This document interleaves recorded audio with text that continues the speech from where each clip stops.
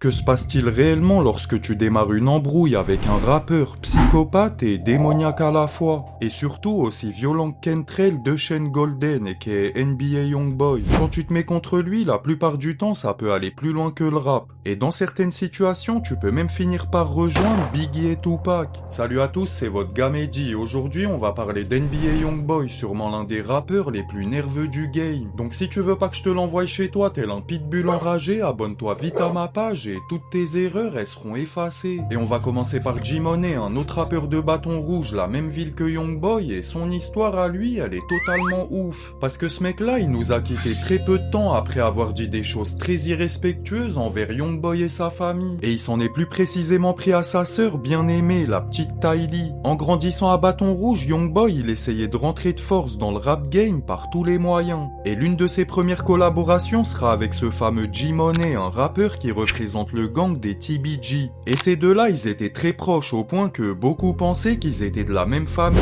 Youngboy, il était un peu sous son aile, on peut même l'apercevoir sur d'anciennes photos portant un pull de la TBG. À cette époque, G c'était un peu son mentor et tout allait bien jusqu'à ce que quelque chose de chelou ne se passe entre les deux. Et c'est pas très clair sur le pourquoi du comment, tout ce qu'on sait, c'est qu'il va définitivement quitter le gang et label TBG afin de créer son propre empire. Never Broke Again. Autrement dit, en français, c'est l'équipe des petits jeunes qui ne seront plus jamais fauchés. Et lors d'une interview chez Say Cheese TV, G-Money il va t'expliquer son point de vue et dire que Youngboy il a totalement changé une fois qu'il a connu la célébrité.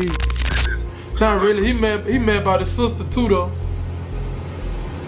About his sister? Yeah, I had fucked her a long time ago. Oh, okay. Yeah, he mad about that. He wasn't really tripping on it back then, though. You know what I'm saying? He be calling me big brother and shit. You hear me? I guess he just let that fame and shit get to his head. Now he feel like he just this new nigga, whoever he supposed to be, whoever he call himself. Et peu importe ce qu'il dit, Youngboy ne comptait pas laisser quelqu'un mal parler sur lui en public sans ne rien faire en retour. Il va commencer tout doucement par un petit live Instagram dans lequel il répond à sa manière, et le moins qu'on puisse dire c'est que ce jeune garçon il est très spontané, il n'hésite même pas une seule seconde avant de nous dire le fond de sa pensée. What you say? Fucking nigga, I'm about beefing. What it is, bitch? Et n'oublions surtout pas que cette histoire elle se passe aux États-Unis. Donc leurs petites embrouilles sur internet elles vont être très rapides parce que quelques semaines plus tard, G-Money il se fera exécuter. Après une longue séance studio dans le centre-ville de Bâton Rouge, il n'aura le temps de sortir aucune de ses musiques enregistrées. Car il va à peine sortir du studio en question qu'un homme l'attendait au tournant et lui mettra qu'une seule balle en pleine tête. Et une fois sur place, les secours ils vont tenter de lui effectuer les premiers soins, mais c'était trop tard parce que G-Money il était dans un état très grave. Et il sera d'ailleurs déclaré mort à peine arrivé à l'hôpital. Sur les lieux du crime, lors des soins effectués, les ambulanciers ont placé un oreiller sous sa tête avant d'effectuer les premiers soins. Et Youngboy lui, il n'hésitera pas à s'en moquer dans ses clips vidéo. Mais tu te dis sûrement que tout ça, ça doit juste être une coïncidence vu le niveau de violence dans leur ville. Ouais, c'est clairement possible, sauf que là, non. Parce que quelques temps plus tard, un pote de Youngboy nommé NBA Pap va se faire arrêter pour le meurtre de G-Money. Et là, finalement, tu réfléchis à deux fois et te dis que cet individu, il est vraiment derrière tout ça. Mais juste après cet événement, Youngboy, il avait le cul entre deux chaises à ce moment. Car il va sortir une musique seulement un mois après, dans laquelle on a clairement l'impression qu'il paye ses condoléances envers son mentor. Il a choisi une instru qui te rend très triste et les paroles aussi. Même s'il n'hésite pas à te dire que selon lui, G, il a clairement dépassé la limite. Remember smoking weed with your little brother. Matter of fact, nigga, I used to call you my big brother. Then you did some foul shit and had sex with my sister. Then threw it in my face in front of people on Insta. Mais de l'autre côté, il pouvait te sortir une autre musique plus ambiançante, dans laquelle il se moque clairement de lui du début à la fin. Under with me, yeah. I'm on my top and with the shit, I put that burner on them, yeah. Shoot them in this shit just like the last gorilla, nigga, yeah. En mentionnant le dernier gorille, Youngboy il sait très bien ce qu'il fait et de qui il parle. TBG étant le label et gang de G comporte 3 lettres qui sont les initiales de Top Boy Gorilla. Et en français ça veut à peu près dire les plus gros gorilles. Et G-Money étant un peu comme le leader de l'équipe maintenant qu'il nous a quittés, Youngboy il ne se gêne même pas avant de se moquer de lui dès le lendemain matin. Mais le gang en question il n'était pas en voie d'extinction et même loin de là. Parce que la disparition de G-Money elle va nous ramener jusque Fredo Bang, un autre artiste du gang TBG, et lui il était ultra proche de G-Money. Il avouera même au célèbre youtubeur Vlad TV qu'il était en prison lorsqu'il a appris la mort de G et qu'à partir de là, il s'est automatiquement effondré dans sa cellule. You were actually in jail when you found out about the news. Yeah. How badly did it hit you? I broke down and cried. Yeah. You were saying, I think in a small interview, you were crying like a baby, you were like screaming, crying, like you were so Like upset. it was like to where you can't scream. You know how your mama hit you and you just it was more like that. Le lendemain, il va attaquer un ami de Youngboy qui était dans la même prison, mais faut surtout savoir qu'il restait seulement quelques jours à Fredo Bang avant d'être libéré. D'ailleurs, si G-Money il était revenu sur Bâton Rouge durant cette période, c'était uniquement pour la libération de son ami proche. Donc la police, ils avaient peur que Fredo se venge ou encore pire que les proches de Youngboy ne le refroidissent. Donc ils vont le garder un peu plus de temps en prison avec comme motif la bagarre qu'il a eue afin qu'il se calme.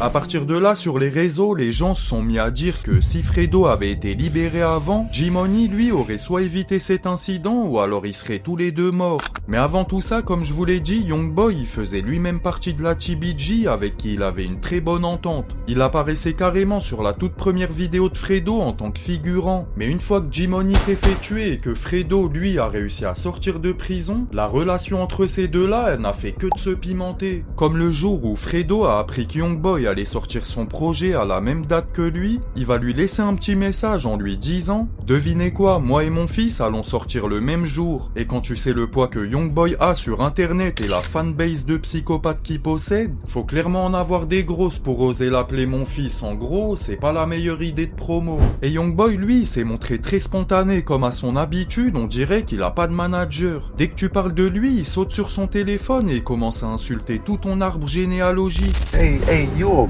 bum, you bitch ass nigga. Go dig all three of your brothers up with your scary ass. You a bitch. Stop running from me. I ain't in no competition with you. Stop writing me. You a hoe. Bitch ass nigga, you ain't no killer. You won't be like me. You write me all day. You a hoe. Yeah, I could double back. Hey, I could fuck any bitch. Nigga gonna try to double back and fuck the bitch. I could fuck your mama. You gonna try to fuck your mama. You a bitch. You a pure bitch. Et sans aucune surprise, Fredo, il va lui répondre assez violemment. Somebody go help little brother out, bro. He angry, dog. He angry. Talking about dead partners and shit. It ain't like I'm on this bitch talking about fat boy and that extra large coffin he got. You hear me? Or Professor X, how I push his half dead ass around. I'm not on this bitch talking about that. I said I was somewhere else in your ass. Then you mad about a bitch. Et derrière ces attaques subliminales, il parle de choses très sombres en étant le plus détendu possible. Lorsqu'il fait référence à un cercueil XXL, il parle clairement de Big Dump, le manager et mentor de Youngboy qui s'est fait assassiner juste après la sortie de prison de Fredo Bang. Et tout ça, c'était clairement une vengeance pour G-Money parce qu'il a limite forcé ses deux amis TBG Yoshi et Quick à aller s'occuper du cas de Big Dump.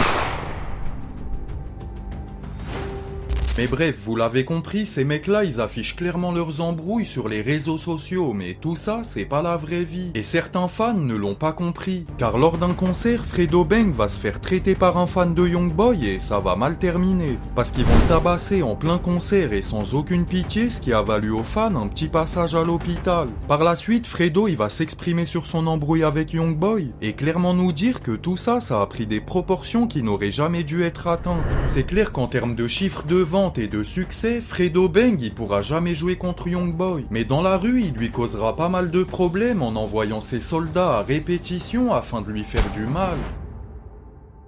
Et en parlant de soldats, il avait Boulevard Quick, un autre membre de la TBG et proche de G-Money. Comme je viens de vous le dire, il était impliqué dans la disparition de Big Dump, sauf qu'il ne s'arrêtera pas là, pour lui, c'était pas suffisant. Donc pour surenchérir, il va démarrer un live dans lequel il va se moquer de la mère de Youngboy devant le monde entier. Quick, il a carrément grandi avec G-Money, donc pour lui, il était inconcevable que Youngboy continue de vivre sa petite vie tranquille. Yeah, man, fuck Youngboy, man. Tell me shit about that bitch. That bitch can eat a big long dick. Sauf que selon lui, il y a des limites à ne pas dépasser. But if I ain't tripping,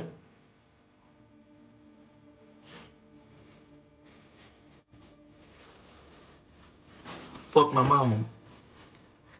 It's either you gonna die You either gonna be a bum, or you gonna be successful, or you gonna go to jail. Ce qui est bien avec lui, c'est que lorsque tu l'attaques, il répond très très vite et en plus, il a l'audace de te prévenir sur ce qui va t'arriver. Et encore une fois, il se trompait pas, si tu choisis le mauvais chemin, il y a que deux issues pour toi. La cellule ou alors la boîte qu'on renferme et qu'on met sous terre. Le pire, c'est qu'il l'a senti venir parce qu'il va même faire une story dédiée à ses enfants et ça fait de la peine à voir. I love y'all. They love you. I love you, Zach. I love you, Jigga Flip. I love you, baby Jesus.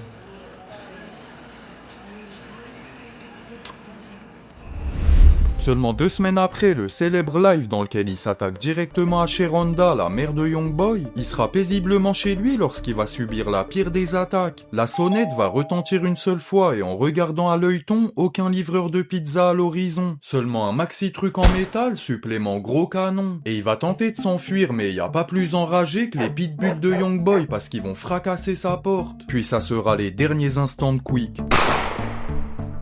Et si tu pensais que Youngboy il avait uniquement des embrouilles dans sa ville natale qui est Bâton Rouge, bah t'as tout faux. Non, pour ce mec là, une embrouille ça n'a aucune frontière, il a clairement démarré l'un des plus gros bifs de ces dernières années. Une embrouille comparée par beaucoup à celle entre Biggie et Tupac en termes d'impact sur l'industrie musicale, mais pour ce qui est de la rue, lui et Durk ils ont mis le truc à un tout autre niveau. Leurs histoires elles vont démarrer lorsque Quando Rondo, le protégé de Youngboy, va se battre contre King Von à la sortie d'un club sur Atlanta. Une bagarre qui a terminé par des coups de feu venant de l'ultime, un associé à Quando qui a fini par tuer King Von. Et depuis ce jour, Quando il est clairement boycotté par toute l'industrie. Mais il pourra compter sur son mentor Youngboy qui n'hésitera pas une seule seconde avant de prendre ses patins et d'envenimer l'embrouille. Sauf qu'au fil des années, certaines personnes vont même se demander si Lil Durk n'a pas sacrifié King Von, afin que lui-même ne puisse s'accaparer plus de buzz et tout péter sur le devant de la scène. Mais Durk il n'y prêtera aucune attention et continuera de défendre et honorer la mémoire de son défunt pote. Et quelques jours après que Youngboy ait sorti une musique dans laquelle il se lâche et se moque de King Von, Lil Durk lui répondra par un post Instagram dans lequel il donne son net avis en disant « Ne le revendique pas si tu ne l'as pas fait, tu restes une pute ». Bon, Lil Durk étant lui-même le roi à ce petit jeu parce qu'il a clashé un grand nombre de personnes décédées sans lui-même avoir appuyé sur la gâchette, mais bref, c'est pas du tout le sujet. Parce que à partir de ce moment, une grosse guerre va commencer. Et parmi tous les rappeurs de l'industrie, aucun ne pourra traîner avec Lil Durk et Youngboy en même temps. Parce que ouais, si tu veux un featuring avec Durk, tu dois choisir un des deux camps. Du moins, tout ça, c'est ce que Durk a mis en place parce que Youngboy, lui, depuis le début de sa carrière, il est connu comme étant ce rappeur toujours dans son coin malgré ses gros chiffres qui pourraient le permettre d'avoir un featuring avec n'importe qui sur son prochain projet, mais c'est pas du tout ce qu'il a choisi. Hormis tout ça, les deux ils vont se renvoyer la balle dans des musiques dans lesquelles même des baby mamas se feront insulter. Lil Durk va sortir un gros titre qui vise directement Youngboy et son crew Never Broke Again. Et pour Youngboy, toutes ces musiques elles ne lui font aucune peur, il va carrément lui répondre en moins de 12 heures. Pas de clip vidéo, uniquement une instrumentale et des lyrics super violentes. Comme à son habitude, d'une réponse ultra spontanée mais surtout violente, il s'en est même pris à la baby mama de Durk, India. Information très importante, mais durant toute cette période, Youngboy il était assigné à résidence, autrement dit il avait un bracelet électronique à la cheville, ce qui l'empêchait clairement de travailler et sortir comme il le voulait. C'est clairement ce qui a permis à Durk d'instaurer sa propre règle du « tu traînes avec lui, tu peux m'oublier ». No, it's damn near size. Oh, okay. You got him and Quando, and a lot of niggas fuck with Durk. So a lot of niggas ain't gonna fuck with Youngboy shit cause they fuck with Durk. Nigga, you might want to have a song with both of them at one point. I feel like you gotta pick sides. You gotta be a certain. You don't really gotta pick sides, but it's like some niggas. I don't know. You gotta be a certain type of artist to be able to just be in the middle. Et de se hisser sur le devant de la scène, et on va pas se mentir, mais Durk c'est sûrement l'un des gangsters rappeurs les plus malins et calculateurs. Il va même mettre un panneau publicitaire en reprenant le slogan tant connu de Youngboy, le fameux YB Better. En français, Youngboy est meilleur. Ouais, je sais, c'est mieux qu'en anglais. Sauf que Durk, il va bien évidemment remixer le slogan à son avantage en disant Durk est le meilleur à bâton rouge dans la ville natale de Youngboy. Si ça, c'est pas du haut niveau en termes de manque de respect, je sais pas ce que c'est. Mais il va pas en rester là, puisque par la suite, il va planifier le meurtre de Quando Rondo à Los Angeles. Mais par erreur, ils vont tuer Lil Pap, son cousin qui était sur le siège juste à côté de lui. Et j'ai déjà expliqué toute cette histoire en détail dans une vidéo, si vous la connaissez pas, bah... allez la regarder. Mais c'est là que ça devient intéressant car les rôles ils vont vite s'inverser. Durk il va finir en prison pour le meurtre de Lil Pap depuis octobre 2024 et un peu plus tard c'est au tour de Youngboy de sortir de prison pour une énième histoire et bénéficier de la grâce du président Trump, ce qui va lui valoir une liberté totale, quelque chose qu'il n'a pas goûté depuis un bon bail. Et là tout va changer parce que Youngboy il va clairement reprendre les rênes. Et pour vous expliquer le niveau de succès qu'il est en train d'atteindre, dites-vous qu'il vient de terminer sa tournée nationale qui rentre dans le top 10 des tournées hip-hop les plus lucratifs de l'histoire. En gros, il a pris une énorme avance sur sa course contre Durk, mais surtout, il a fait énormément de pognon.